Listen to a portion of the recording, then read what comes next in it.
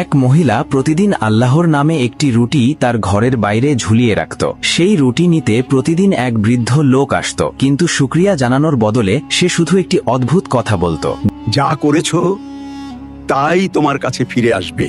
কথাটা শুনে মহিলার খুব রাগ হতো। তার মনে হতো এই বৃদ্ধ দোয়া করার বদলে অভিশাপ করছে। অতিষ্ঠ হয়ে একদিন শয়তান তার মাথার ওপর চেপে বসল। পরের দিন সে রুটিতে বিষ মিশিয়ে দিল, যাতে প্রতিদিনের কেচ্ছাই শেষ হয়ে যায়। কিন্তু যেই সে রুটিটি ঝোলাতে গেল, তার হাত কেঁপে উঠল। সে ভাবল, আস্তাগফিরুল্লাহ, আমি একই গুনাহ করতে যাচ্ছি। সে তখনই ওই বিষাক্ত রুটিটি আগুনে ফেলে দিল এবং একটি ভালো রুটি সেখানে ঝুলিয়ে দিল। তখন বৃদ্ধ এলো, রুটি নিল এবং একই কথা বলে চলে গেল। কিছুক্ষণ পর মেয়েটির দরজায় টোকা পড়ল।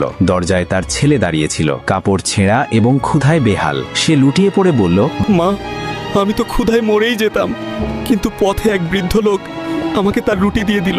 মায়ের পায়ের তলা থেকে মাটি সরে গেল। ওটা সেই রুটিই ছিল যা সে সকালে বানিয়েছিল। তার বুক জোরে কেঁপে উঠল। যদি আজ সে ওই বিষাক্ত রুটিটি না বদলাতো, তবে সে নিজের ছেলেকে নিজের হাতে মেরে ফেলত। তখন সে বৃদ্ধটির কথা বুঝতে পারল। মনে রাখবে, আজ যে ক্ষতি তুমি কারোর জন্য চাইছো, কাল তা তোমারই প্রিয়জনের দিকে ফিরে আসতে পারে।